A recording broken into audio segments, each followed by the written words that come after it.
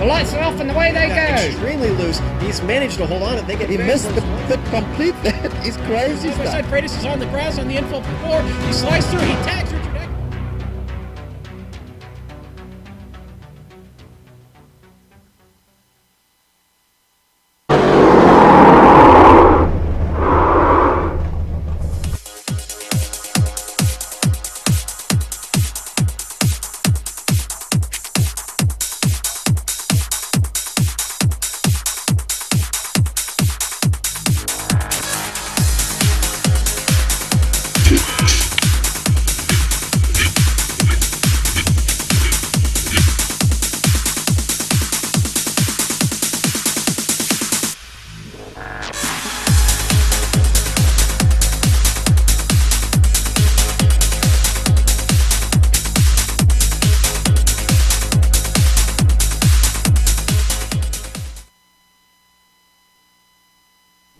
Hello and welcome to Fort Worth, Texas, where we are just 2 weeks away from crowning a champion. This is the 2016 iROC HPP Simulation Truck Series, and we're going to have all of tonight's action live right here on the Global Sim Racing channel. Hi, I'm Samuel Ryman, and alongside of me in the booth is Tanner Sharp.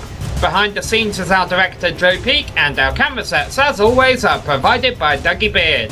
Just 4 drivers remain in the championship hunt, with 3 races left to go at Texas, Phoenix and Homestead. Coming into this race, they're all tied on points, so they're all going to want to get a good finish here tonight, Tanner, at the Texas Motor Speedway.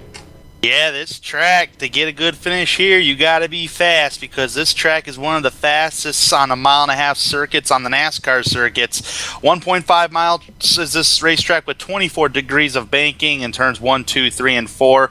100 laps these trucks will be going tonight with a 60% fuel load, so about 1 to 2, maybe possibly 3 pit stops, depending upon how tire wear is. And I'll tell you what, in these trucks, these guys will be flat-footing it for the first couple laps, since it's lower horsepower, a fixed setup, so everybody's using the same setup tonight. Weather is 77 degrees air temperature and 84 degree track temperature, so it's relatively cool out there, so the tires are really going to like that in the opening stages of this race. So to get an idea how to get around this racetrack of Texas Motor Speedway, let's hop on board the GSRC Chevrolet Silverado here in Texas. Hello, I'm James Krahula, and I'm going to take you for a lap around the virtual Texas Motor Speedway in the GSRC Silverado. Everything is bigger in Texas, and so are the speeds. And with the amount of downforce that these trucks have, look for the first couple laps for these trucks to just keep completely planted down there, going into the turns, running the first couple laps completely wide open. Something that you really need to watch for with this track is the bumps. This track has some age on it, and especially down in 1 and 2, and now starting to develop here in 3 and 4. When you go over the tunnels that they have there in the turns, you definitely have a bump in the middle of 1 and 2, and starting to develop here in 3 and 4. One other thing you really need to watch here at the Great American Speedway is these exits, they end very abruptly, and it is very easy to get into that outside wall there. Off of 2 and coming up here into turn 4 as well. The track just kind of falls out really quickly, so you definitely need to make sure that you are on top of it and you're taking a good line, because that wall, it falls out quick and you can find yourself up there ending your day prematurely.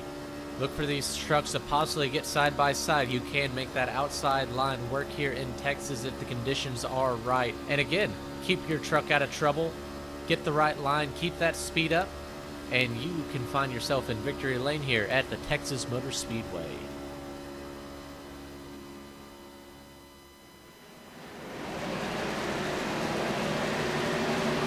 So that is the track. Let's talk about the drivers who are going to be racing here tonight at Texas Motor Speedway. 3 rounds left and 4 drivers left fighting for the championship. In the first of the championship round, just 4 drivers here we are. Nick Cohan, Brian Jarzik, Jordan Erickson, Michael Krobok, all tied on points. Whichever one of them has the most points after the next 3 races will be crowned champion. But of course, Tanner, those aren't the only 4 drivers here. We've got a full field, and they have just started qualifying here at Texas. They have the track to themselves each for 5 minutes. They each get to turn 2 laps, and then we'll set the grid for tonight's 100 lap event. Sam, we started the chase off with 12 drivers, and now we're finally down to 4 drivers here for the pursuit of the pedals. There's about 20-ish, maybe just a little more drivers out on the racetrack tonight, and the more we picked off chase drivers there, Sam, the more it's going to get harder to make up points. So now we're down to 4 drivers, and a bad finish for one of those 4 drivers would pretty much mean that next driver that had a bad finish is going to have to win the next 2 races if he wants any shot on winning the championship and getting those pedals. Yeah, absolutely, and as we see them going around the track here, when we came on there, you saw them wrapping up their practice session. We'll tell you the fastest driver was one of our pursuit drivers, and that was Brian Jarzik. He ran a 28.942. Fastest lap in qualifying is already a bit faster than that. Gary Whitson at a 28.939, but these drivers still have a few minutes left to put on their best time. There you see Brian Jarzik. After his first qualifying time, it's definitely not what he ran in practice. He's going to go for a second one here. Yeah, he's a tenth slower than what he ran in the practice session, a 29.061 the first lap. He's about to go for a second one here, see if it's faster. Oh yeah, on top of the board. Even ran a faster lap time than he did in practice with a 28.922. Let's see if anybody can top that. There are other drivers on the racetrack, I believe, taking a qualifying time. So far, I count 1, 2, 3, 4, 5 drivers yet to take a qualifying time, but Nick Cohan is also on track. Let's see what he can get. Yeah, Nick Cohan, one of our pursuit drivers, coming across the line right now to complete his first time lap. He jumps up to 4th. Let's see if this second lap being faster than is a trend. He's got Brian Jarzik, Gary Whitson, and Milt Matisse in front of him right now. Good qualifying effort there by Milt Matisse. Oh yeah, definitely. And he's got a top 10 truck for tonight. He was 8th fastest on the speed charts in the practice session, and so far he's up there in the 3rd spot for a qualifying grid. So he's got to feel pretty confident and run with the big boys up front here tonight. Cohan across the line and pushes Milt Matisse back 1 position as Cohan jumps up to 3rd on the inside line there. Scotty Formosa, the only other truck on Scott Formosa, don't know where I got the Y from. The only other truck on track right now, but that's not going to improve, getting loose by hitting the apron out of turn 4.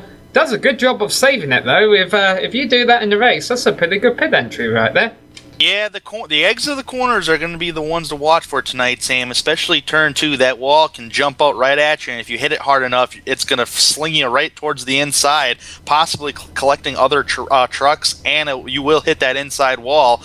Pretty much the same thing coming off turn number 4, but another area of the racetrack to watch out for is this front stretch. If you go 3 wide possibly here, and you clip that grass, it can mean disaster.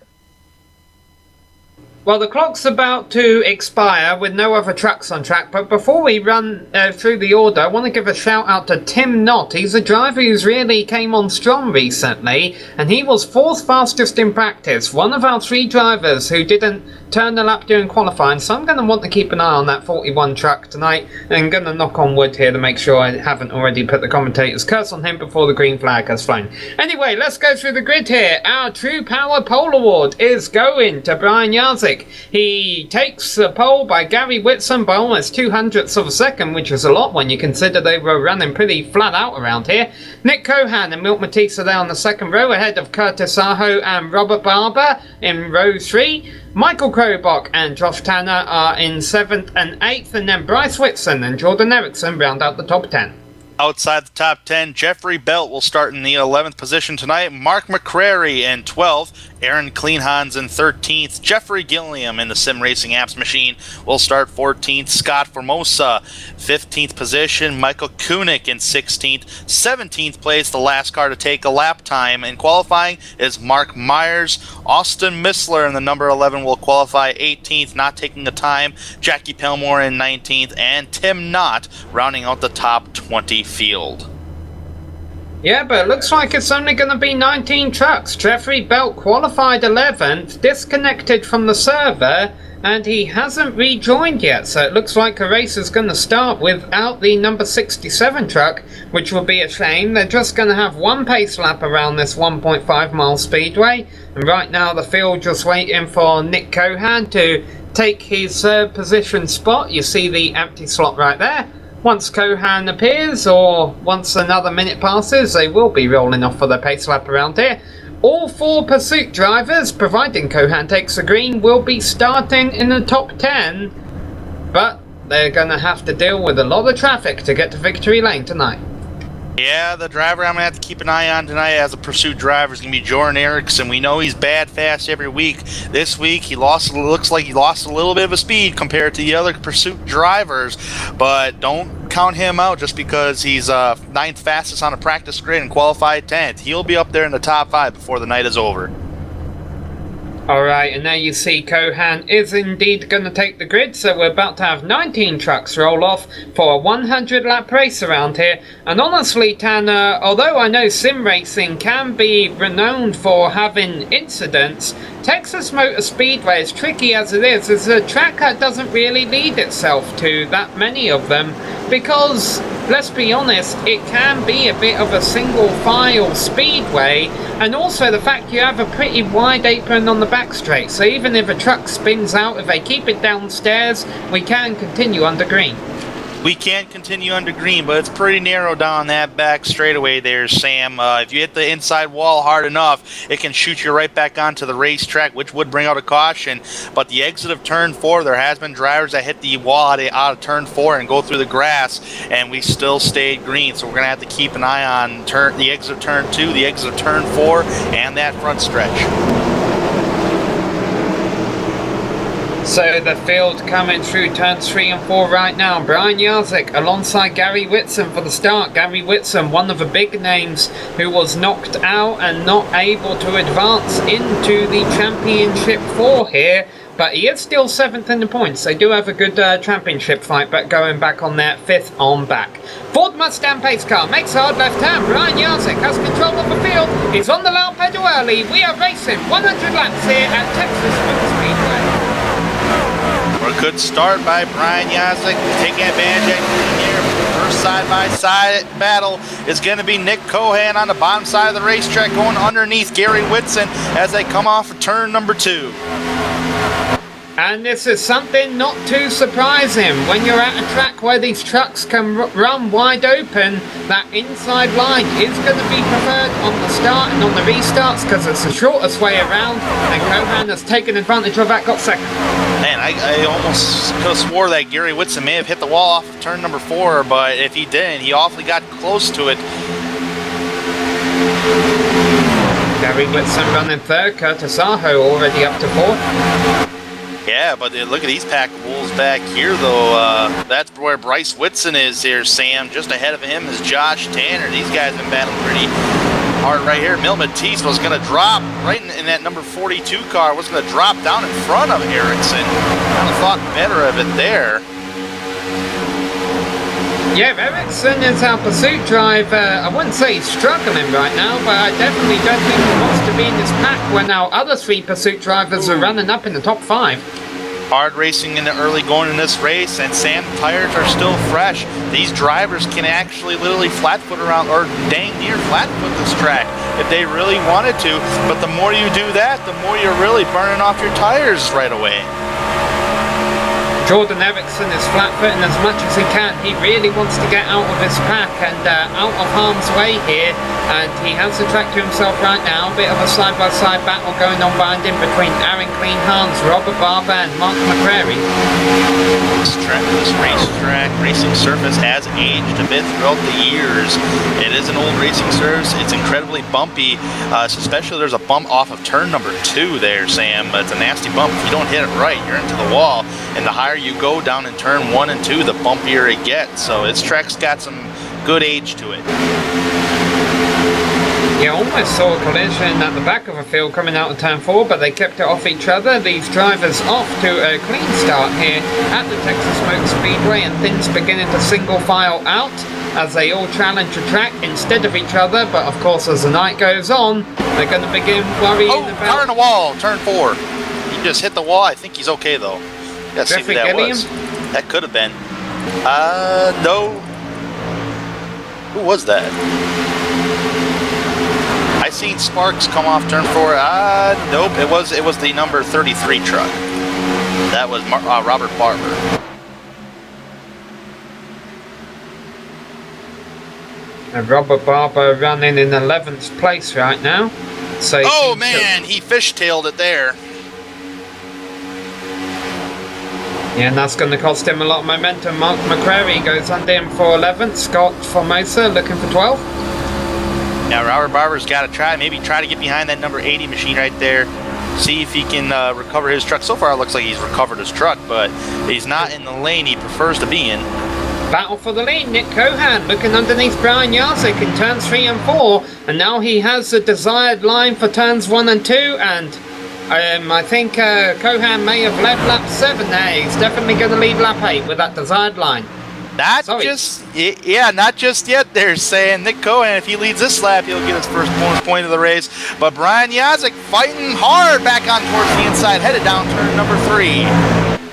Yeah, he doesn't want Cohan to get those bonus points. Cohan missed out on the bonus points by 0.02 of a second last time by, and now he's going to get them. You gotta worry that if these drivers begin battling too hard, Jarzik should take the position back here. Gary Whitson can close in on them from 3rd there. Yeah, and Gary Whitson's got a pack of trucks behind him. That's Curtis Aho and his cousin, Bryce Whitson, sitting in the 5th position. I mean, those top 2 drivers, actually, they've already caught him pretty close there, Sam. Yeah, they lost a lot of time trading back and forth there. So Jarzik back out in front. Is Cohan going to think about trying to take the lead again? See how they exit turn 2 here.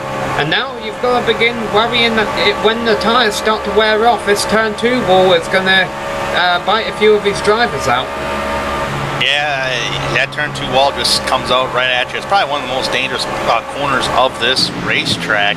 And this track is so bad fast, sometimes you don't have enough reaction time to really react to the wall.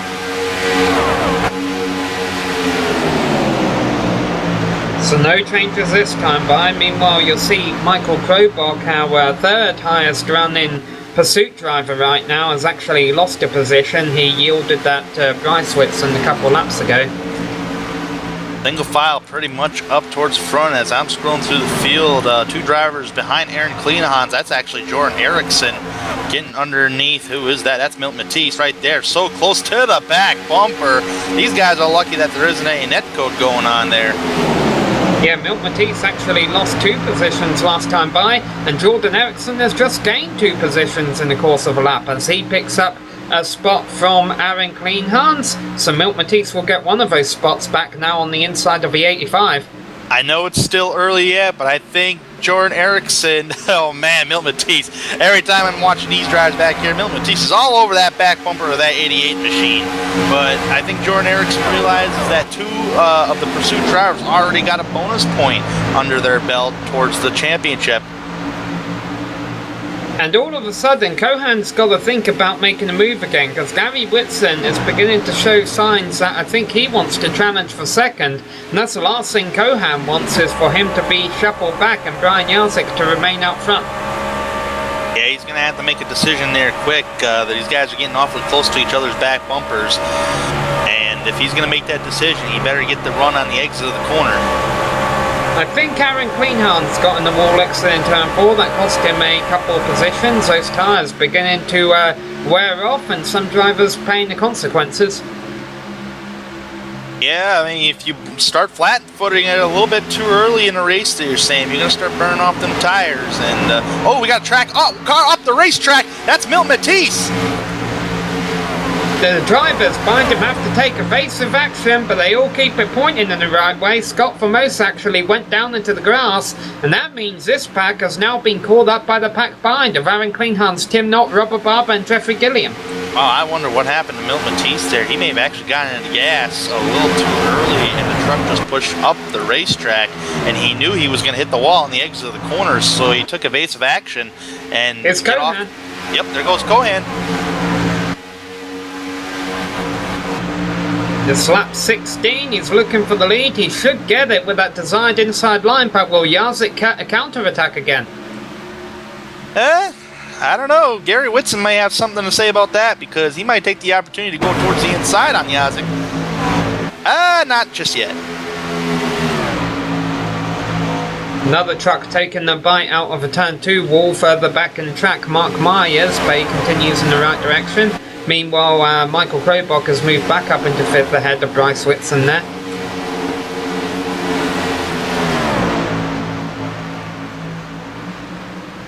Yeah, Scott Formosa is...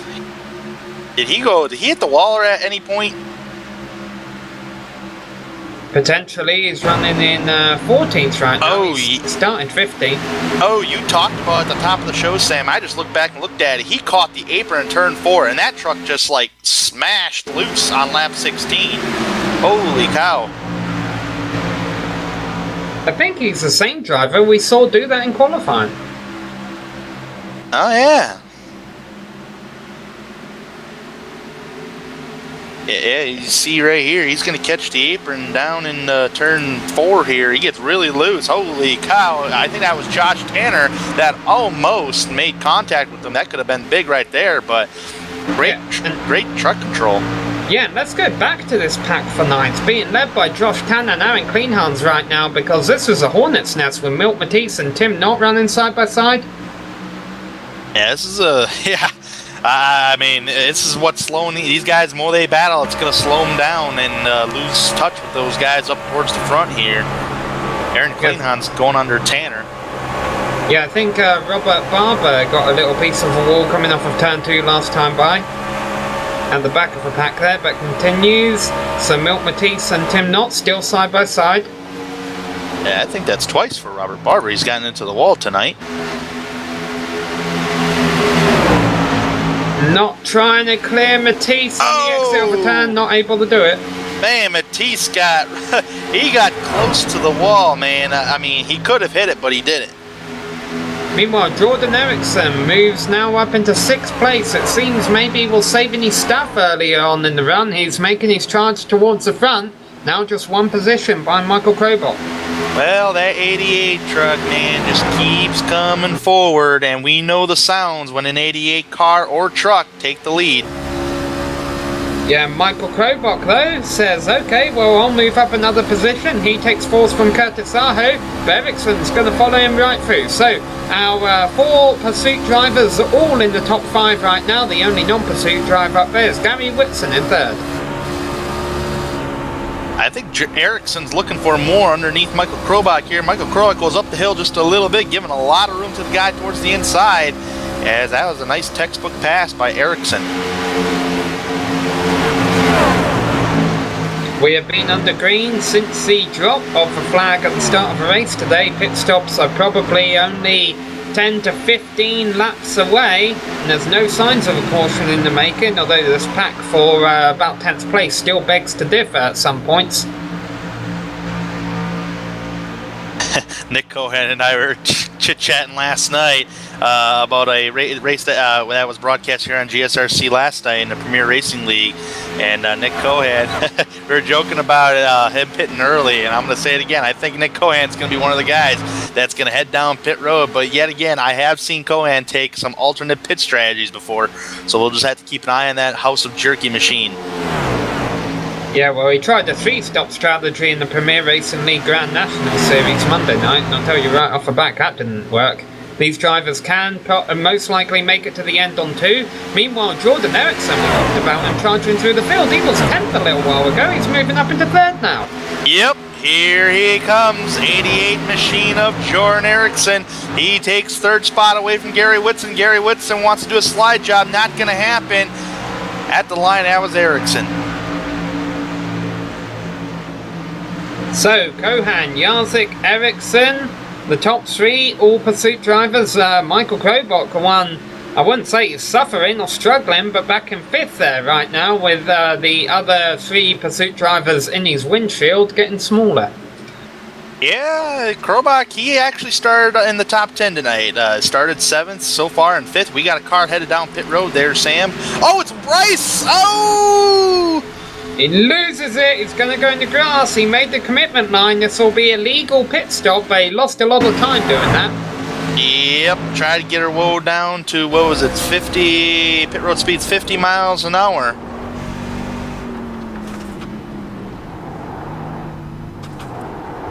Now let's have a talk about lap times here, how much these new tyres are going to help him. At the start of a race, Bryce was running 29, low 29s, but there's a caution. Uh-oh. I wonder what the caution's for. Milt Matisse is slow out of turn 4, as is Josh Tanner. May have happened before that though. There's Koenig in the wall. Oh, Michael Koenig Koenig. spun. I wonder if Tanner and the other driver I mentioned were coming into the pits for regular stops. Oh no, Josh Tanner slowed down way before pit road there. Yeah, it looks like it happened on lap 26 off of turn number 2. Michael Koenig, I just found it. He actually hit the wall off of turn number 2. He was going to hit the inside wall. He tried avoiding that, turned the steering wheel to the right, and spun the truck out. Yeah, not entirely sure what happened to Josh Tanner, but he has disconnected from the server.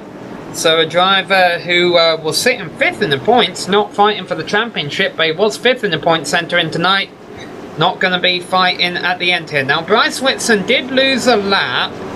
At the very worst, he'll get the wave around if he doesn't get the DSD lucky dog here.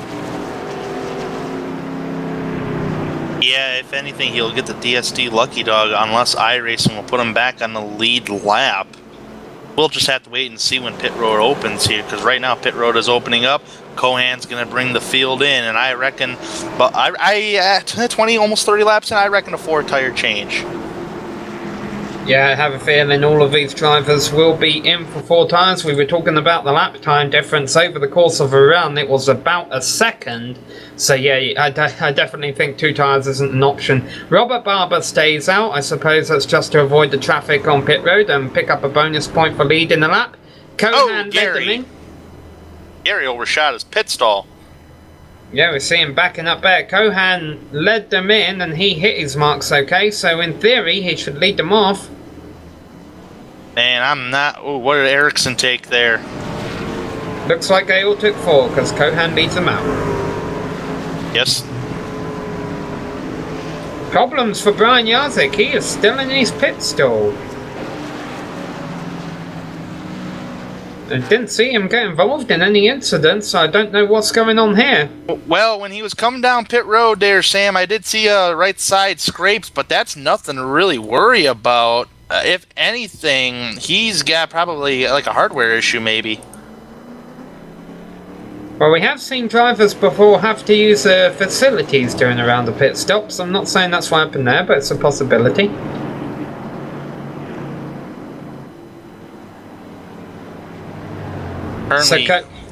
So this will move Ericsson up into 2nd for the restart. Yeah, I apologize for pausing there, Sam. I was just trying to listen to the in-race chat to see if there was any radio communication regarding Brian Yazik's situation. I didn't get an earful on it, but the only thing I come up with is probably a hardware issue, but that's not confirmed or anything like that. So, 3 of our pursuit drivers will be at the very front for the restart. Cohan ahead of Ericsson and Krobach. Yazik will have his work cut out for him, currently being shown in 13th place.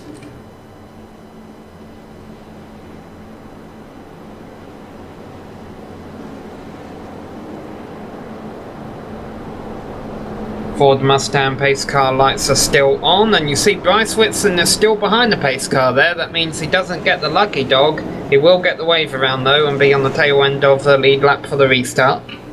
And he's on even tires as the rest of the field there, Sam, because that caution came out while he was getting service to his truck. So he's on pretty much just as fresh as tires as everybody else in the field. So I don't think he really lost anything but positions. Expect the lights to go off this time by on that Ford Mustang pace car. If they do, that means, and indeed they do, we will go restarting at the completion of lap 31. Palmore, Koenig, Barber and Myers all coming back down pit road to top off with fuel. Up towards front, Sam. We got pursuit drivers 1, 2, 3. Nick Cohan, Jordan Erickson, and Michael Krobach. But we'll just have to keep an eye on Brian Yazik, who's going to restart in the 13th position to see if he can work his way up through the field. But driver, I kind of want to... What driver did you say earlier in the race that you were trying to keep an eye on? Tim Knott, and he's done an alright job. He's rallied up into 8th there. We saw him in that huge pack in the middle of the field right before the caution came out. He was one of the ones working his way up as other drivers, a couple other drivers have been dropping back. And I don't know, he's been impressing me in races recently and was very fast in practice today. I just want to keep an eye on that number 41 truck. Knock on wood once again. Cohan about to lead the field back to green as the Ford Mustang pace car leads them out of turn 4.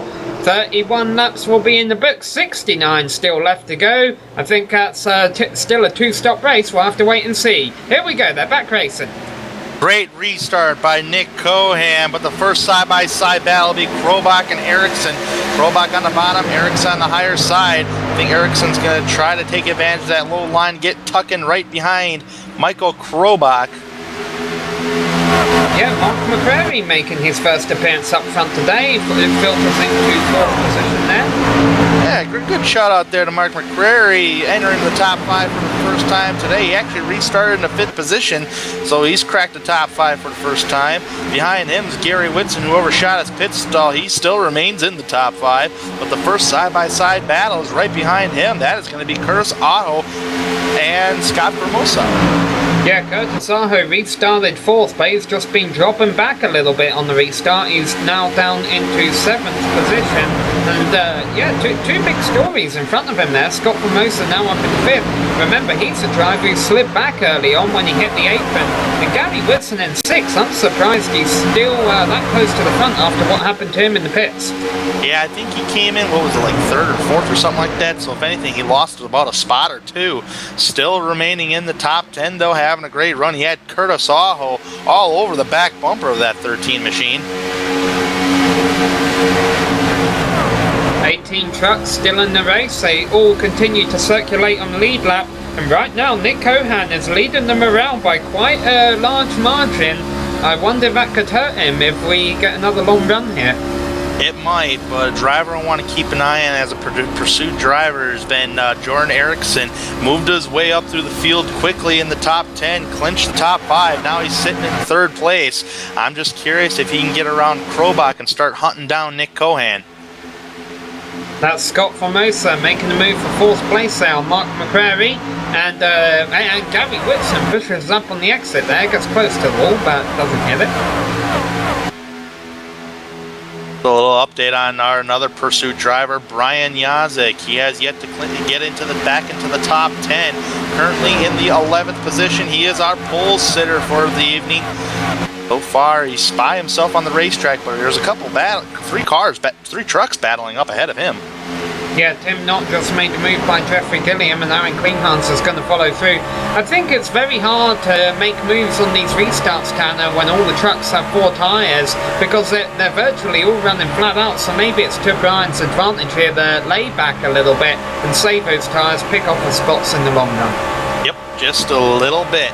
And I think Brian Yazik can do that. I mean, we're on lap 37 out of 100 in this race, so I think Yazik will be back up there in the top 5 or top 3 for that matter before this night's over.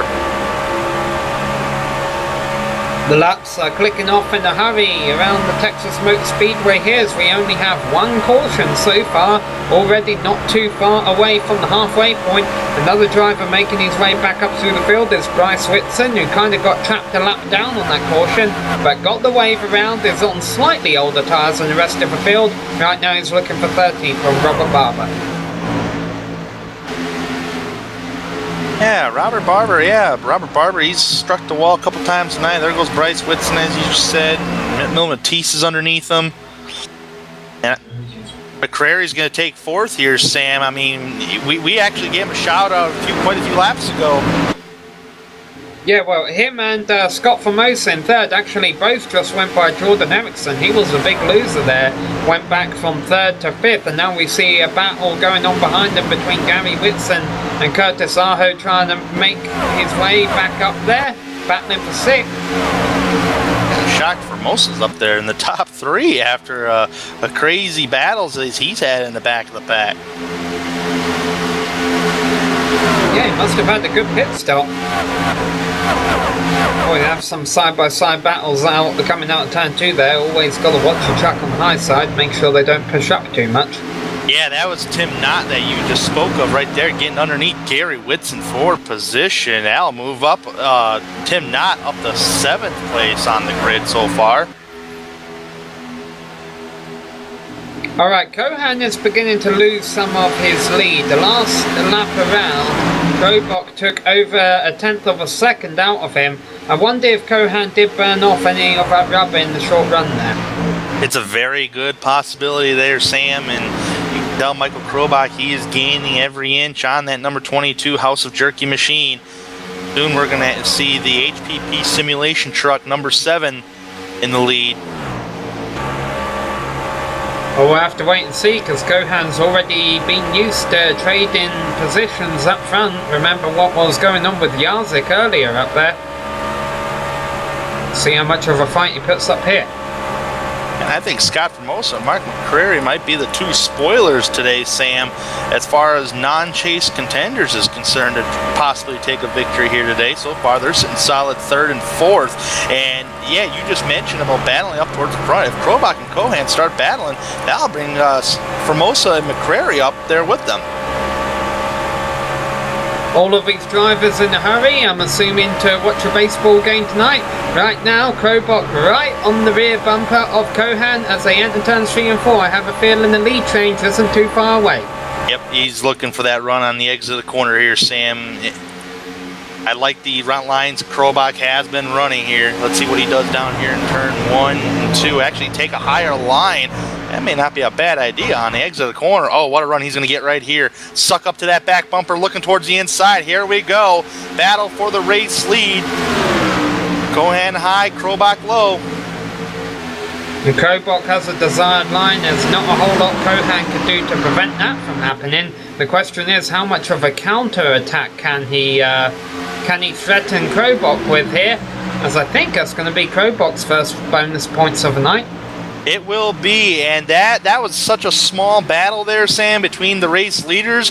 Look what it did. It brought Formosa, McCrary, and who's in 5th there? Erickson right up there with them. So, running 1, 2, 3, 4, 5. Oh, Formosa! I think he caught the apron just a tick. Not the first time, and McCrary's going to be the big loser out of it. Oh, Erickson thinks about making it 3 wide. Yeah, that's a dangerous place to go 3 wide. And I think Erickson may have clipped the grass just a little bit, and we talked about that at the top of the show, Sam. Yeah, but Erickson moves up into 3rd thanks to Formosa's mistake and McCrary just being in the wrong place at the wrong time.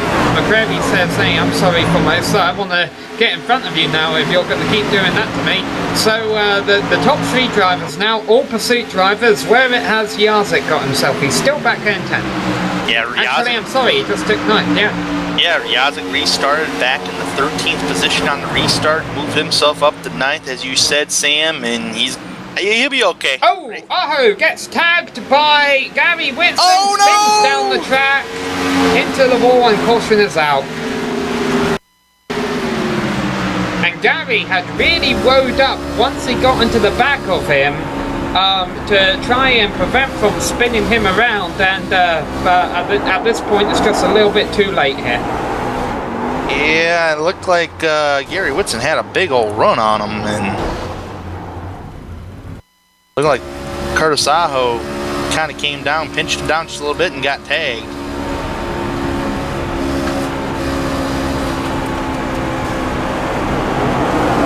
You get the onboard replay there. That's unfortunate for Curtis. He's been having a good run. Of course, we'll have to wait and see how much damage Gary has on his truck. If anything, it'd probably be slight damage. I don't think it's going to be as big damage as Curtis Aho, but you never know. I mean, this racetrack can be aerodynamic sensitive a little bit. Yeah, he does have a little bit of damage there, we just saw it. And Krobok leading Kohan and Ericsson into the pits. How will they come out? Well, this is actually one of the shortest green flag stints that we've had all evening long, but I still think these drivers are going to go for a four-tire pit stop. Yeah, it was Robert Barber avoiding the congestion in pit road, staying out one more time again. I agree with you, Tanner. I think everyone's going to take 4 tires. Kohan overshoots his stall. That could cost him a bit of time. And Gary Whitson undershot it. Now, Brian Jarzik having a desired first pit stall from starting on pole. This could help him gain a few spots. Here they come, out of pits. Very close between Bryce Whitson, who I'm guessing took 2 tires. Not the first time we've seen him do that, and Michael Krobok. Yes, sir. Bryce Whitson is going to be on 2 tires. But I don't think he ain't going to beat Krobok out, though. Oh, he did. Wow. Beat him to the line. Yeah, that 2-tire strategy will put him into the lead then. So you pretty much give a bonus point to Bryce Whitson there. They'll give him the bonus point when he crosses the start-finish line as the race leader.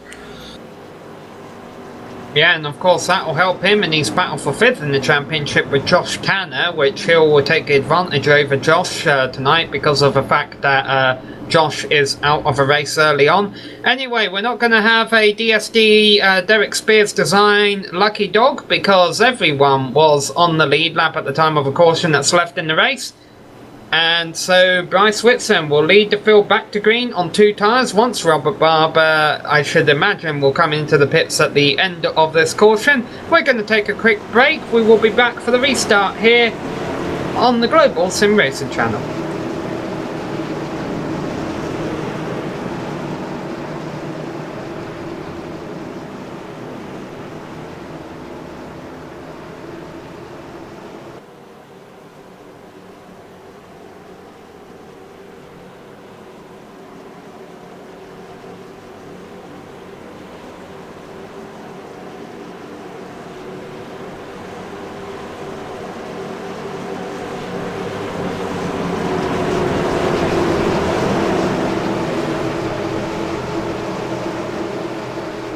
Alright, well that was my fault. I thought we were going to get the 2 the green there, but no, we got the 1 to green, which is very interesting because Robert Barber hasn't actually pit at all. He's got to come in within the next 10 laps, I should imagine. Oh boy, this could be a wild restart with Mark McCrary and Michael Krobok right behind. Ford Mustang pace car makes a hard left turn. Here we go, Robert Barber leads him back to green. Yeah, here we go. I just wonder how this is all going to fan out. You know, Bryce Whitson on those 2 tires at least is going to catch him here. And those guys on 4s really going to freight train him so far. Robert Barber holding his own out front. Yeah, almost wondered Mark McCrary took 2 tires because he's dropping back a bit there. Looked like he gained some spots on pit road. Alright, Bryce on 2 tires. He's going to try and close the door on Krobok there on 4. Well, oh man, we're getting dicey up here. Nick Cohan goes underneath him. Who was that? Mark McCrary. Alright, now they're up to full speed. This is where tires are really going to start playing the difference. There we go. See ya. Oh, contact. Bryce in the wall. The Robert Barber just had nothing in the turn. His truck was pushing and pushing him. Oh my goodness. Dove it to the bottom on entry of the corner, almost squashing up the track. Side-by-side battle for the race lead to the line. Too close to call. It's technically going to be Krobok. Yeah, now Ericsson has it though, and Crowbox's going to lose second place to Nick Cohan, another Trace driver there. Meanwhile, give you an update on Brian Jarzik. He's outside the top 10 still. Yeah, Robert Barber and Bryce Whitson have already dropped back basically to the back of the pack here. Yeah, Barber dropping like a rock. Ever since they got up to full speed, he just dropped like a rock. As, yeah, Jarzik, he's been kind of struggling back here just a little bit, gaining positions. Yeah, and Mark McCrary, I'm going to say that he is on 4 tyres. He must have just had a good round of stops and a bad restart, because now he's rallying his way back up into 4th behind Michael the Robot. What did he have in his pit stop? Yeah, he had a 4-tire pit stop, according to what I'm reading here. Yeah, I should imagine if he had 2 tyres, he'd be a lot further back by now, given what we've seen out of Barber and Bryce. So, up front, it's Jordan Ericsson leading Nick Cohan, and Aaron Kleinhans somehow managed to get himself up into 3rd through all of that. Yeah, he's, as of right now, he's acting like the Mr. Where Did He Come From, riding nice and solid up there in the top 3. Yeah, see Brian Jarzik at the back here, it's up into 10th place, still got a lot of trucks between himself, and Bryce gets loose out of 4, slides up a track, Mark Myers goes on the 2 wheels up in the wall, that spins out a 3rd caution. Oh my goodness, it almost looked like the double zero machine on those 2 tires stepped out. He's actually slow in the middle of the corner, Sam. I just wonder, yeah, he caught the apron of the track down 3 and 4. Alright, well what are the leaders going to do here? Because they didn't put a lot of laps on their tyres, and they can't make it to the end of one more stop from here. As we get another angle of the incident.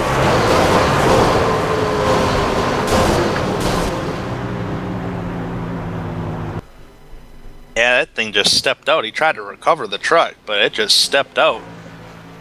Bryce Whitson did, but that's Mark Myers. Pretty much the innocent bystander of that one. I should imagine pit road will be open this time. Mark Myers in the pits already getting repairs. Meanwhile, we'll give you an update on Curtis Aho. He is out of a race after being involved in the 2nd caution of the night. I wonder if Robert Barber is banking on a 2-stopper here, Sam. Yes, I don't think it's gonna work. I mean, he's already at the back anyway. Right, yeah, I mean, if he was up towards the front, I mean, then yes, but as Jordan Ericsson leads the field and Nick Cohan right behind him, but yeah, if he was up towards the front and that caution came out, that would have been a great strategy call, quite frankly, but I don't know, I'm thinking 2 tires right here, if anything, because not a lot of laps on the tires, and with cooler temperatures than normal. Yeah, but we saw, I mean, I know it was older laps on the tires, we saw what happened to Bryce on that last run. Gary Wilson stays out. Kleinhans 2 tires. And I guess he's going to be the only one. I think Jarzik as well, yeah. Jarzik's on 2. And Ericsson and Cohan lead out the trucks on 4 tyres. Not a bad call for Aaron Kleinhans. Yeah, let's see if Gary Whitson plans on staying out here. Of course, if he does decide to pit, he may do it at the end of his caution. And and this is including the caution laps, it's been about 10 laps since he last visited pit road.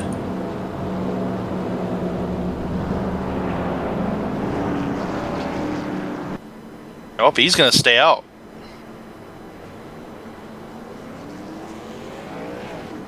So Gary will lead them back to green on old tyres if he opts to stay out every lap under this caution. Behind him, Aaron Kleinhans and Brian Jarzik on 2, ahead of the rest on 4. We're going to take a quick break. We'll be back for the restart here on the Global Sim Racing channel.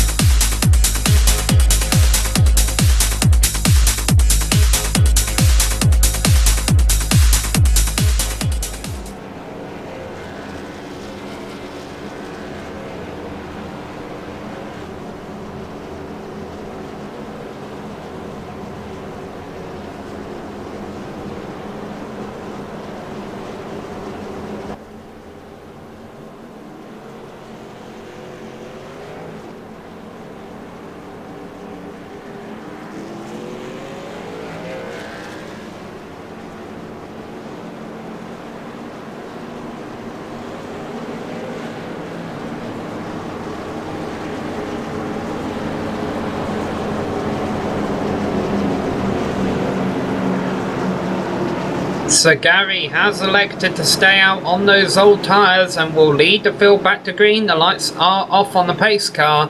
I'm not so sure about this call though, Tanner. Yeah, I'm not quite sure about this call, but it is fresher tires than what Robert Barber was on, that's for sure. We'll see what Gary Whitson can do to stay up front. Aaron Cleon's Brian Yazik, that's actually a pretty good call on two-tire strategy since they just pitted not too long ago. So that's good strategy for both those drivers. Jordan Erickson on back is on 4 fresh tires. We'll see how this restart plays out when they get up to speed there, Sam. Personally, I think it's a better call for Brian Yazik than it is Aaron Kleinhans. Aaron was running up in the top 3 anyway. He didn't need to gain track position with 2 tyres. Whereas Brian Yazik, obviously, I think it's a good call considering the fact he'd been running back in around 10th. Well, let's wait and see. Ford Mustang pace car turns left. Gary is on the loud pedal super early. He's got a nice jump over the rest of the field. Man, you know the guy that got a nice, good old jump besides Gary? It is Brian Yazik. He was paying attention to Gary Whitson when he was going to go. And I tell you what, he did. And he got second place because of it. Yeah, and I'm not sure this is going to work for Aaron Kleinhans here. We're 3 wide back here. At least we were. Yeah. They get double file by the time they get to the turn. Aaron is already back into the position where he would have been had he taken 4 tyres, and I think he's just going to drop back further than that. But Brian Yazik holding on to 2nd, Jordan Erickson on 4 fresh good years right behind him. Man, I'd like to know where Robert Barber watches up the hill. I wonder where he came from. He's now back in the top 10 after dropping like a rock. I'm assuming he took 4 tyres on that last caution. So Ericsson moves up into 2nd on 4 tyres. Yazik tries to close the door on Kohan. Not going to happen though. Man, he's hanging on by a hand there, Sam, because Yazik, he's stuck on that higher line. And he's got 2 tires against 4. He's going to try to cut right in front of Kleinhans, who took 2 tires along with him. Kleinhans looks towards the inside on Yazik. And these are 2 trucks. Oh, and 2 Kleinhans! Yeah, I think he may have touched the apron a little bit there, but he rolls up the gas and just retains his position. Meanwhile, Gary Whitson continues to lead on those old tyres. Ericsson has finally called them, but I'm kind of liking the call by Gary here right now. Now I'm not liking the call so much because he might get freight trained here if he can't close the door ahead of Kohan. Well, if we do get a caution, then we have no choice but to like that call there, Sam, because that would have been a good strategy call for track position, because track position here at Texas is a pretty hard thing to do. Oh, Gary hard into the outside wall, and that's going to slow him down drastically. I'm not liking that call. yeah. But so far he's stuck on the higher side of the racetrack. Scott Formosa's going to go underneath him. Mark McCrary, I assume, is going to go underneath him. So Gary's just pretty much in recovery mode right now. So Jordan Erickson and Nick Kohan have resumed up front on 4 tyres, and then our trucks on 2 tyres actually holding on to 3rd and 4th right now. Brian Yazik and Aaron Kleinhans. Michael Grobok, our 3rd driver on 4 tyres, he's back there rounding up top 5. Man, oh man, Erickson's leading, but I think we might have a battle for the lead brewing up here, Sam, because all over the back bumpers, Nick Kohan trying to get a little draft to pull up on the exit of the corner. I wonder if we're going to start seeing trucks come into the pits under green flag here and short pit to get to the end. Well, we haven't seen a green flag stint yet for green flag pit stops there, Sam, just yet. We've had some cautions here and there, but... You know who I think should do it is Gary Whitson. He just hit the wall, he can get some repairs done while he's making the scheduled pit stop. He's on the old tyres, he's out of a championship hunt, so he's just here for the win anyway. He can afford to take some risk, bring that 13 truck in the pits. Yeah, I definitely agree with your call there, Sam, but he's got a truck tucked right underneath him. I don't think he's going to come in this time by. Yeah, it's Robert Barber. Oh, and he almost goes 3 wide there. Tim Knott still hanging around that 10th place right there. Thought about it. Nothing changing up front. This is the first battle on track. Yeah, everybody's pretty much all fanned out at the moment. These guys are doing some really close racing, though, where Tim Knott is. Tim Knott's actually in a box.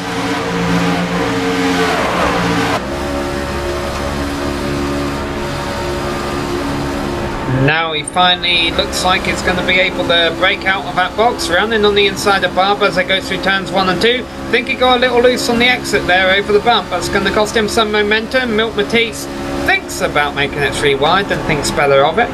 One thing we do got to keep an eye on there, Sam, is the longer we do get a green flag lap, I don't know if it's a glitch on the iRacing software, but the longer we have this green flag run, the more marbles are going to develop on the racetrack. I've seen tons of marbles in one of the last night's races, all on the front stretch on the bottom side of the racetrack where nobody was running, and it was heavy with marbles.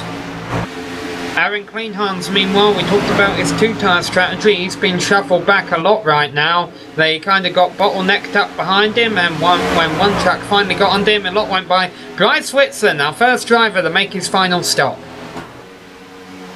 And this might be a call to Gary Whitson, his cousin, to get on pit road because he's hit the wall multiple times. And actually, wasn't Bryce Whitson one of the 2-tire guys earlier? Yes, he was, but also he was the first driver to kick off the first round of stops, of course, which never... Actually, yeah, he did. I think that one of the damages, he got hit from behind earlier, but I know he was a part of the last caution off of turn 4. Yeah, but... And he took 2 tires. What? A 2-tire stop for Bryce Whitson. Interesting to see how that will play out. Meanwhile, Brian Jarzik, he's on those 2 tires as well. Now the bottleneck is going by him. Michael Krobach kicks it off. Scott Formosa looking for 4th. Not just yet. Kinda gotta let him in there, right there, and he does. Robert Barber makes a scheduled stop.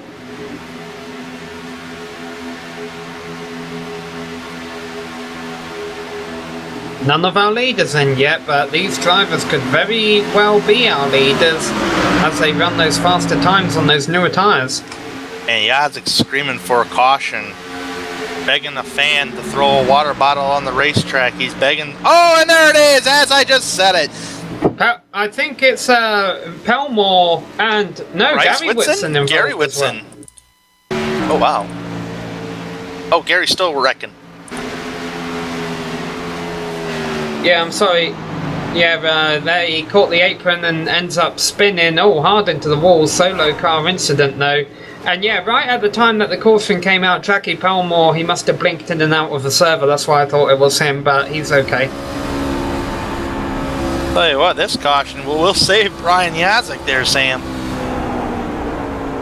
You can see Gary trying to fight that wheel, but it was just a little too late there. Actually, too much too late because he overcorrected and got in the wall. Bryce Whitson will get the DSD Lucky Dog. I think that will be the first time that's been awarded tonight. It definitely will be there, Sam. So Ericsson about to lead Cohan into the pits, and after everything that we've seen tonight, Tanner, and medium length run right there, I have a feeling everyone's going to want 4 tyres. Yes, sir. Everyone's going to want 4 tires, especially Brian Yazik and Aaron Kleinhans, who run in 6th and 7th, respectively, on the racetrack, as Jordan Ericsson's going to bring the field in for pit stops. Here we go.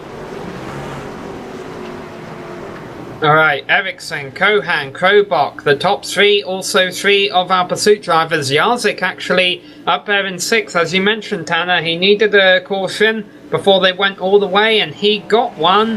Now, what can he do out of that desired first pit stall? Will he be able to break his way into the top 5? He definitely could be. I mean, he's got the truck to do it. He's led laps early on, and then he had a miscue, some sort of miscue on his very first pit stop of the evening, but I think his concern right now is to get 4 fresh tires on that number 15 machine. Here we go. A lot of cars. I think Ericsson got them all. Ericsson, Cohan, and then I'm not really sure. It looks like Jarzik may have got out 4th behind McCrary. Where is Krobach? Krobach lost a bit of time on that pit stop. I think he's back in 6th. That's good news for Yazik because that means he just gained 2 spots on his pit stop, and I think the number 1 pit stall was beneficiary to him.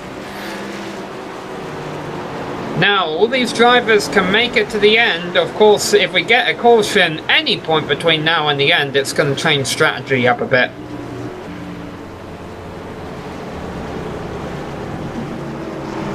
Yeah, depending upon how the cautions fly. I mean, what we're looking at, what? A little over 20 laps to go, about 25 laps to go here soon. So, I mean, if we do get a caution, I just wonder if track positions just means too much. We got 24 laps to go at the line right now here. If any pit stops happen, and the leaders come in, it's going to be 2 tire stops.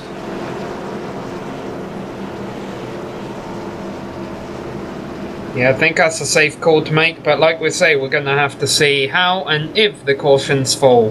There'll be about, let's see here, there'll be just a little over 20 laps left to go when we go back to green flag racing. Going to be a couple of moments though, so we're going to step aside for a quick break. We'll be back here in a moment on the Global Sim Racing channel.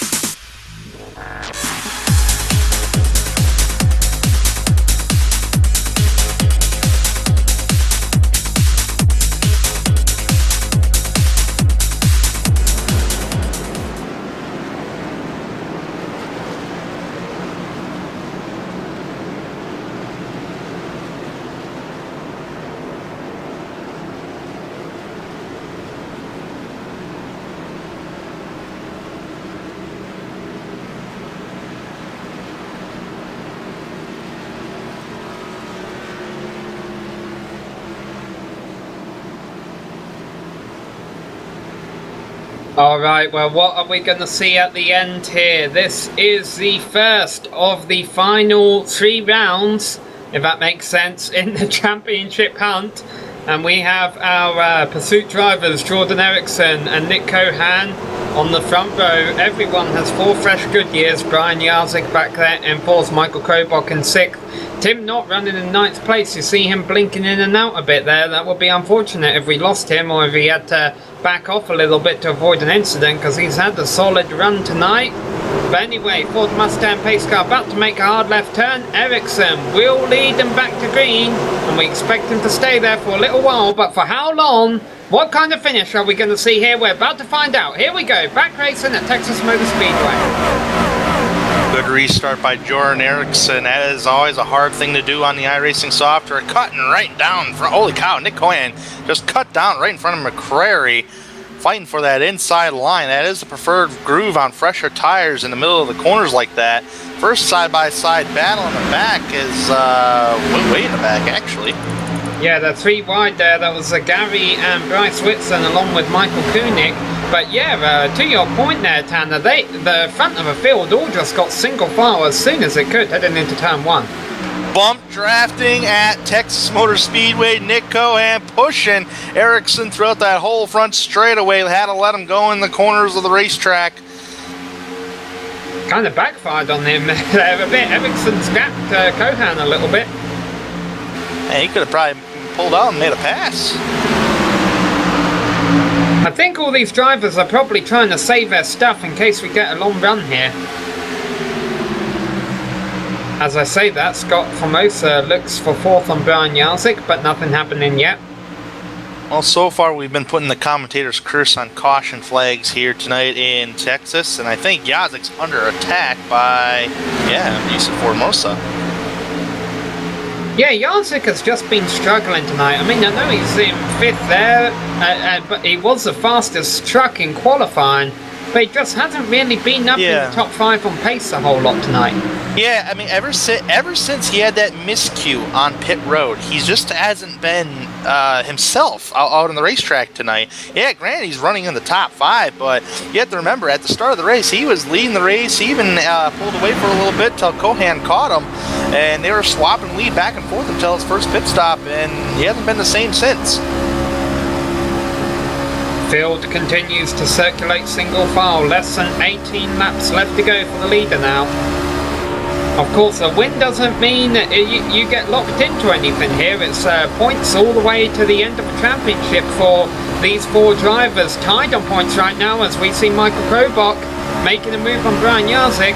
But of course, when it comes to points, a win is the best way to score them. Krobach moves up into 5th. And these are teammates that are in the pursuit for the pedals, and I don't think we're teammates right now because Krobach knows he's got to go and try to challenge for something here. Jarzik slipping backwards. He's going to lose another position to Aaron Kleon. Something's got to be wrong with Brian Jarzik. Yeah, Aaron Kleinhans, he's... I think at the start of the year he was performing quite strong. He even got a win.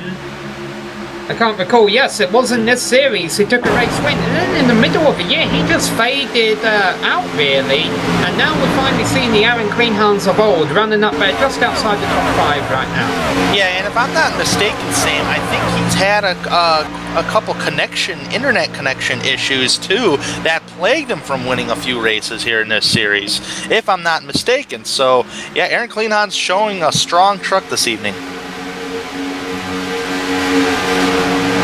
Not a race-winning truck at this point in time. Backhand 6th place, who's got 5 trucks between himself and the lead, and they're 5 trucks who have been quite strong tonight, being led by Jordan Eriksson. And let's see if Nick Cohan charges him down in the long run here. Mark McCrary's actually catching little by little on Nick Cohan, just a little bit, not by much. If anything, they're running pretty similar lap times, but I can assure you that 31 machine and 21 machine of McCrary and Cohan, they are pulling away from Formosa. The tightest pack really is from 7th back to 10th. They're all nose to bumper. No passes being made yet, but expect those guys to get side by side before too long here. Yeah, we haven't given a shout out to Jeffrey Gilliam, who's in the top 10 this evening. Jeffrey Gilliam running currently in 8th. To hop behind him, you just said Tim Knott and Milton Matisse in the 10th position. And who's that? Oh, is that? Oh, that's okay. Milton Matisse is 10th. Austin Missler in 11th. Yeah, Austin Missler a bit further away from that pack.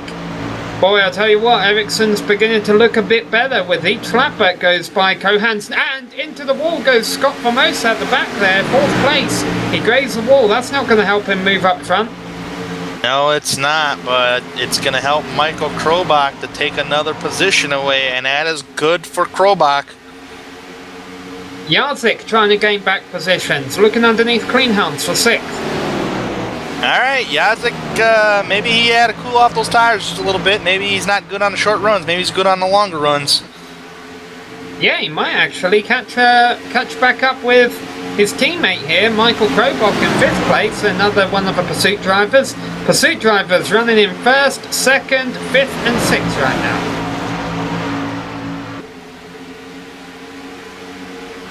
It won't be long until Jarzik's going to challenge Krobach here for position. He will right now. And the bad news for Krobach here is Kleinhans is probably going to follow Jarzik through. No, he's not. Kleinhans pushes on the exit of turn 2 there. I think Krobach actually needs to get single file here to make sure he holds on to 6th. He didn't get behind Jarzik, but he's able to get back downstairs in time. I wonder if Kleinhans clipped the apron there, that slowed him down because he had a whole head of steam that he probably could have took away that position from Krobach. Meanwhile, up front, Cohan's still within striking range of Eriksson, but he's got to pick up some time. He's got to make something happen in these final 10 laps, perhaps even the final 4 or 5 laps if we get a caution to end it.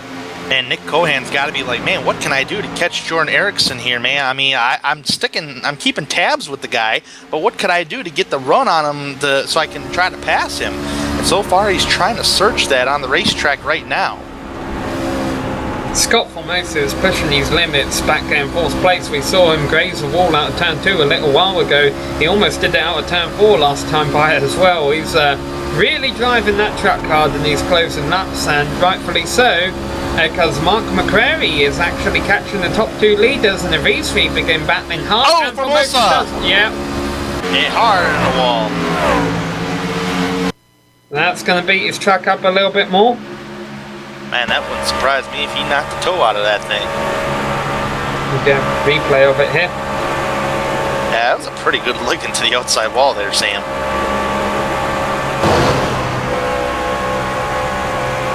But he continues on. I think he should be able to salvage a fourth here, although we'll wait and see if Jarzik has anything to say about that. A couple of the back markers, I guess they pitted just outside of a fuel window, came into the pits recently. Our leaders should be safe though. Boy, McCrary's right on the back of Cohan, the second cannon.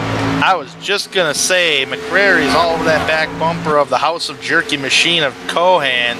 Not enough to attempt to look towards the inside or outside to make a pass.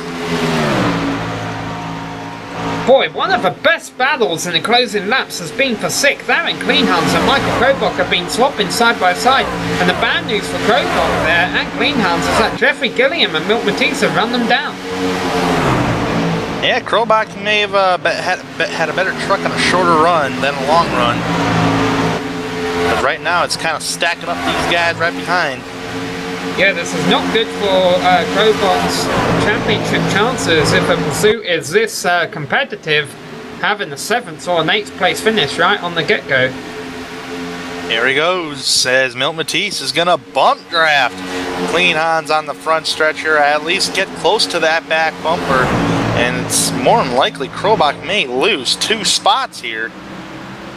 And if Jordan Erickson had the big screen on, he would be saying wreck. Oh my goodness, man, I think Krobach fishtailed it off the corner of the racetrack of turn 2 there. If a caution comes out here, this is what I'm saying, Ericsson wouldn't mind a caution here, because we're within the range where a caution would end it. I can understand why Krobach's racing these guys hard here. Yeah, he gets downstairs, that's what he needs to do. You can't really make moves on the high side that easily. He's challenging for 7th on Kleinhans here. Gilliam's going to follow here. With this battle going on, that brought Gilliam sucking them right up to their back bumpers. Krobach takes the spot. What he really wants is for Kleinhans and Gilliam to battle for the position behind him there, 8th. I don't know if it's going to happen just yet, though. It's a pretty big gap from Gilliam to Kleinhans. Yeah, meanwhile, we'll give one last shout out to Brian Jarzik. It looks like he's going to salvage a 4th place finish, which is pretty solid after everything he's been through tonight. But Jordan Erickson leading Nick Cohan up front with 2 laps to go. I don't think Cohan's got anything. I don't think he's got anything either, because I would have put the foot down a long time ago to try to get up towards the front. He's been keeping tabs with him all night, just hasn't been able to pass him. But I know we're going to be coming to the white flag, Sam, as we're going to be keeping an eye on Jordan Erickson. There's a battle that, actually it was a battle, not anymore. Everybody in the top 10 is pretty much strung out there.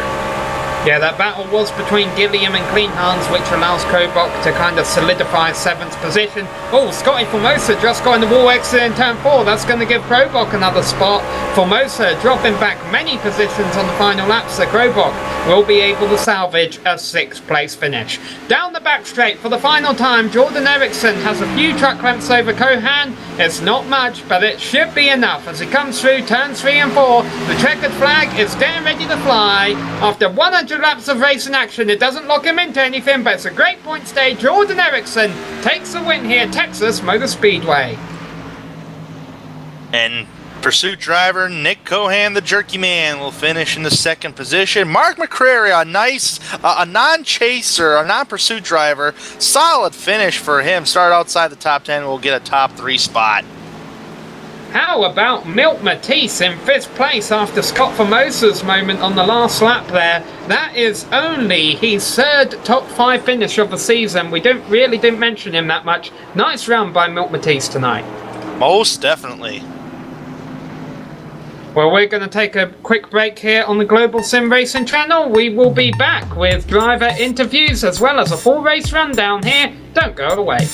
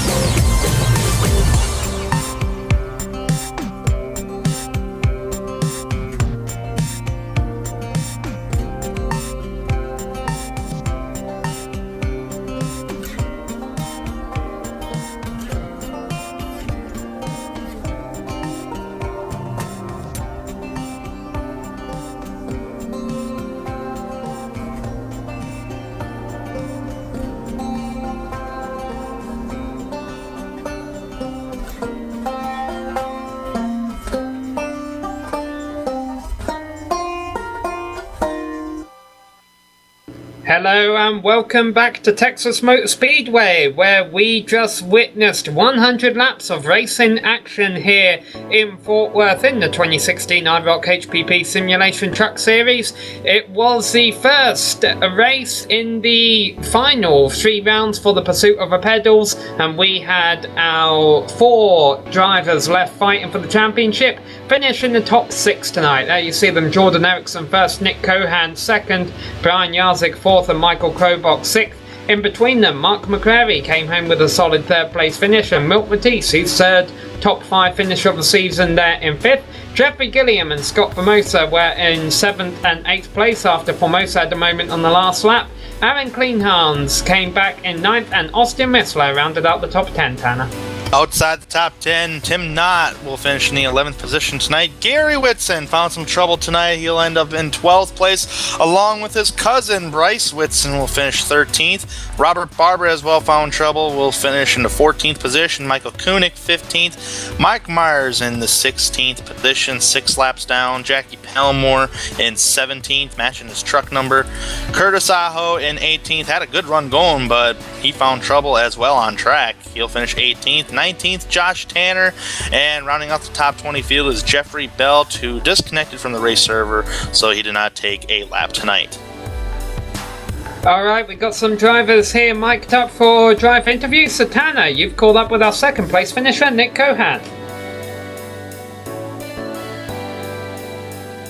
Caught up with Nick Cohan, the Jerky Man, and Nick, you and I were talking last night on pit stop strategy, and unfortunately the green flag pit stops didn't come, but overall you did get a solid 2nd place finish with, just behind your pursuit, one of the pursuit drivers, Jordan Erickson.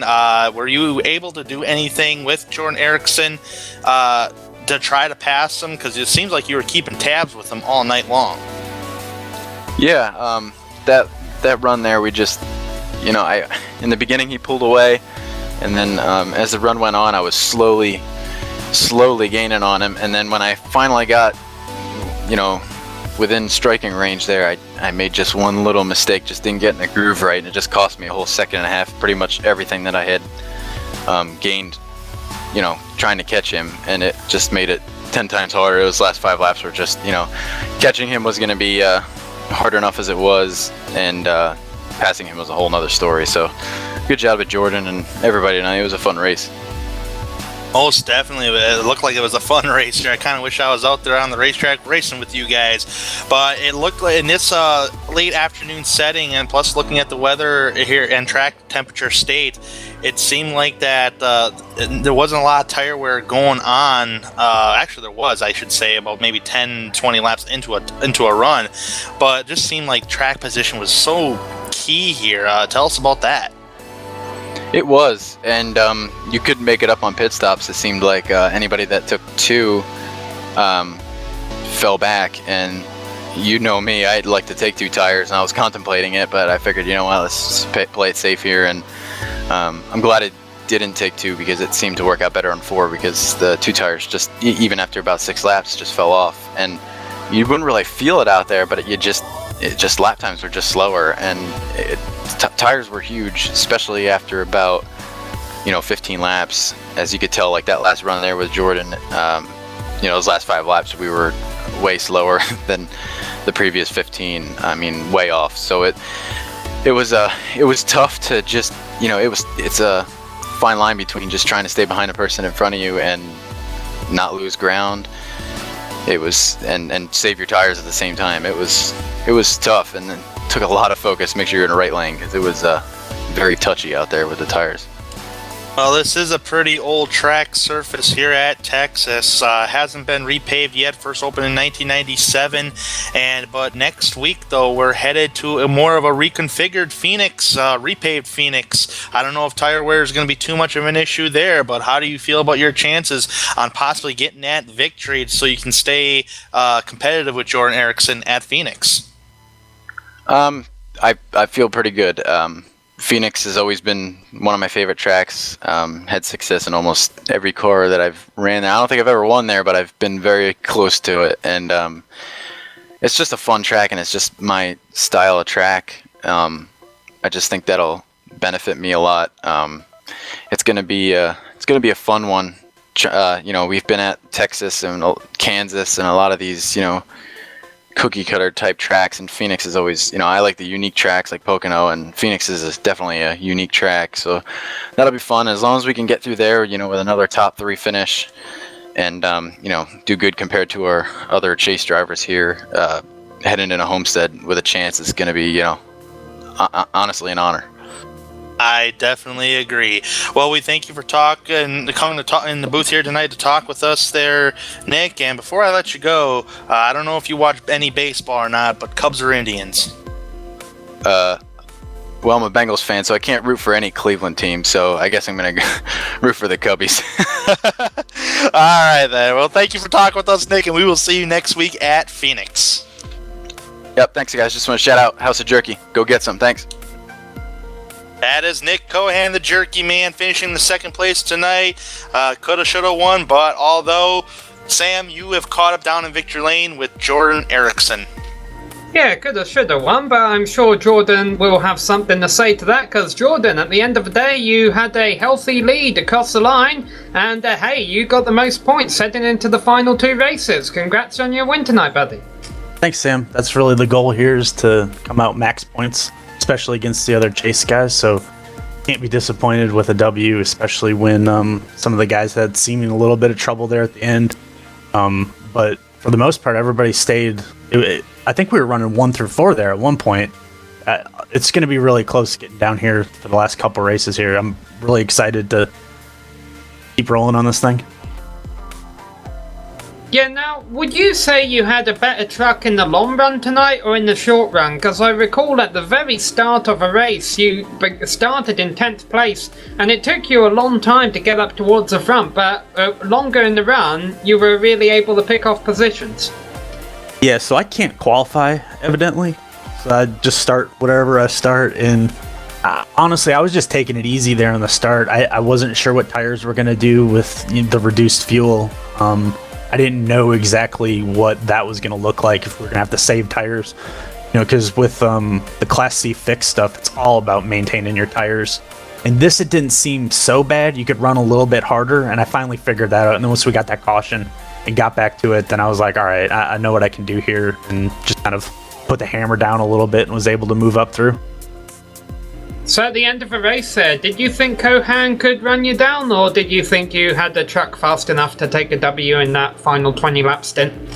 And I was looking at the F3 screen there, like watching the gap close, and I'm like, I just need to focus out the windshield and just look ahead. I turned it off and just ran my laps.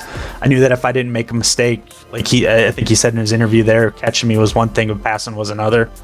I certainly didn't want us both to wreck, but I wasn't going to make it easy on him to pass me, so focus out the windshield at that point, trying to just hit my lap times. And it seemed like, I think he might have made a mistake there with like 3 to go or something like that, and that kind of gave me the extra boost in confidence, at least in the mirror, and then was able to just come home with it. So as you mentioned, you have max points exiting this round. Surely that's got to give you confidence heading into Phoenix next race.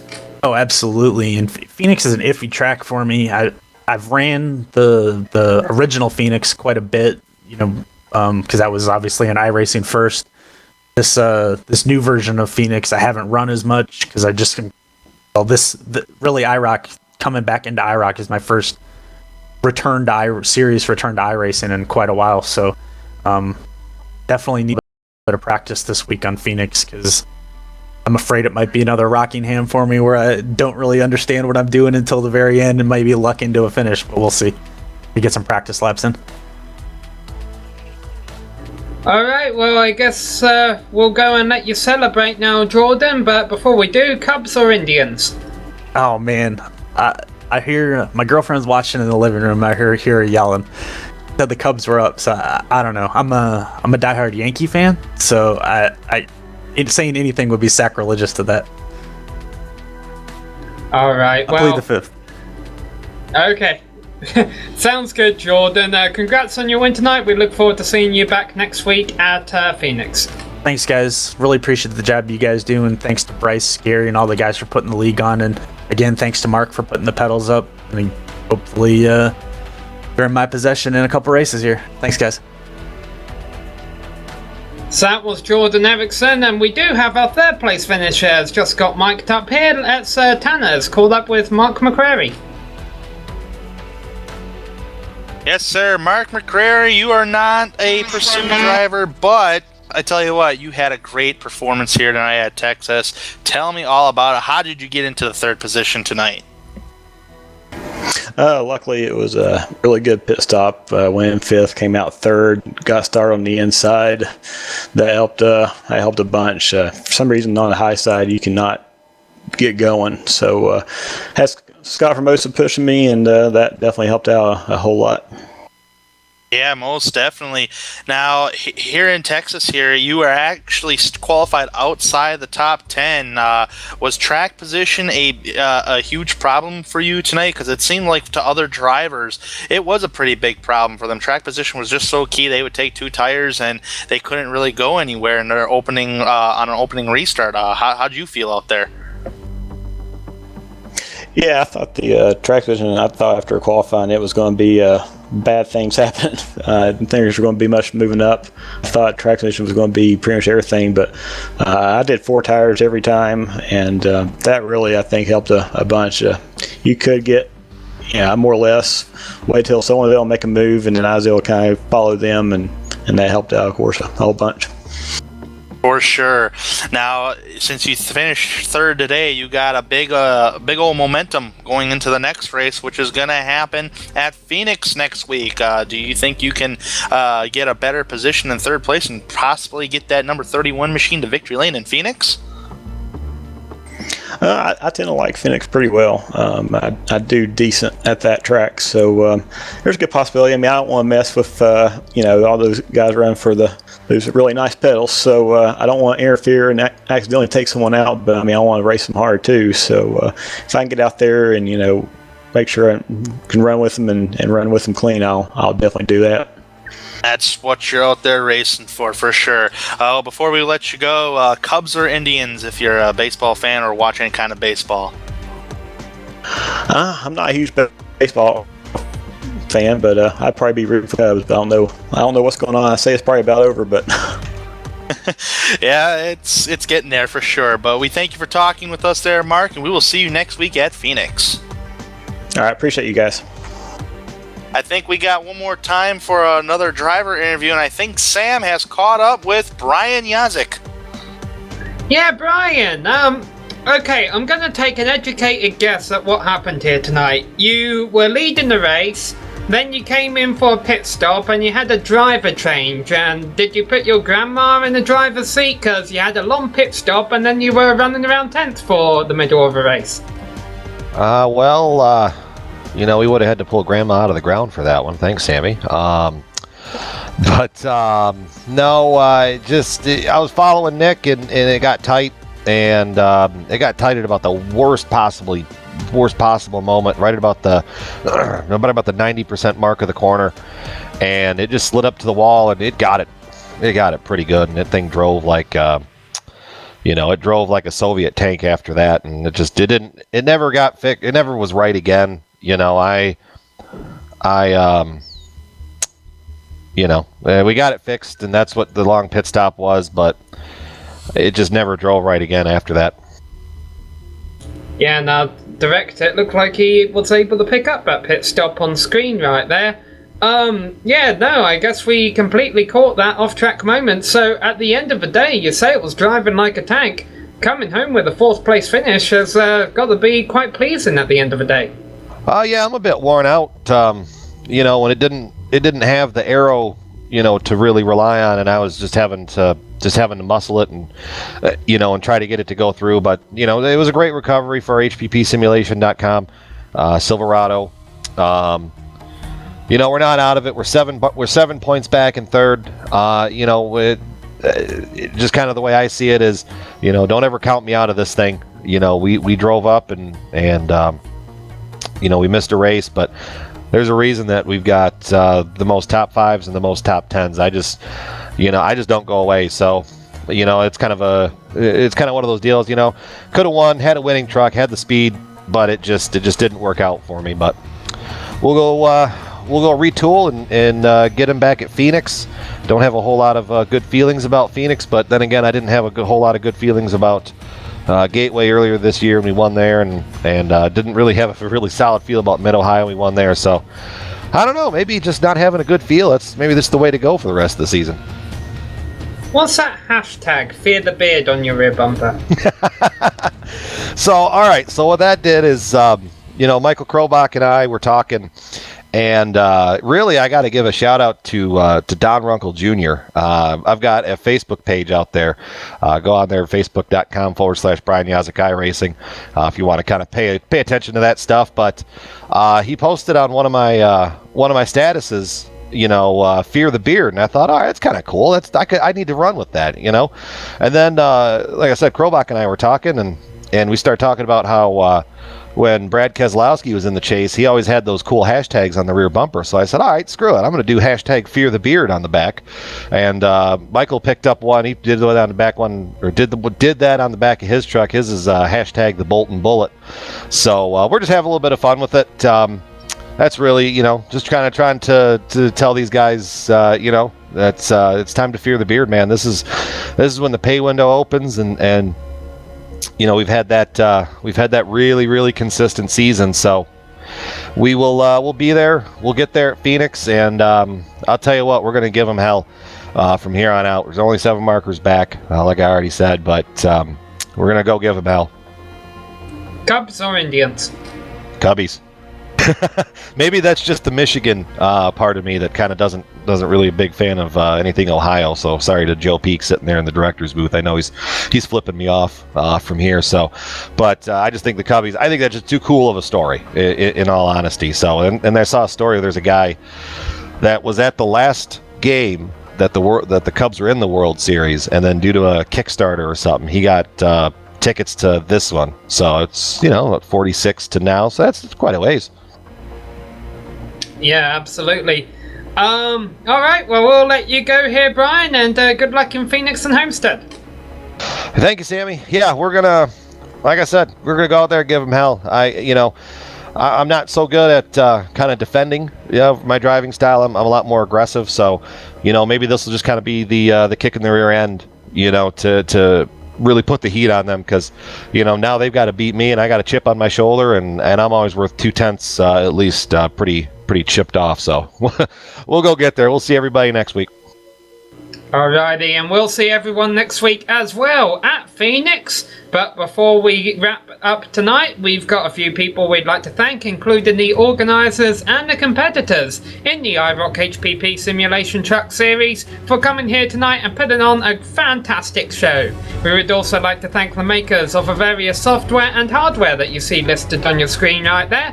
Thanks to the team today, Tanner Sharp, Joe Peak, and our camera guru, Dougie Beard.